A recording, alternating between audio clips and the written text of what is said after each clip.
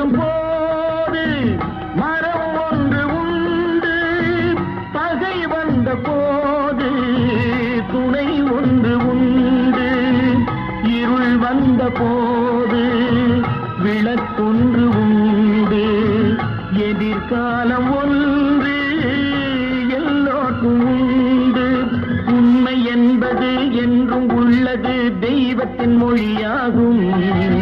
நன்மை என்பது நாளை வருவது, நம்பிக்கை ஒளியாகும்.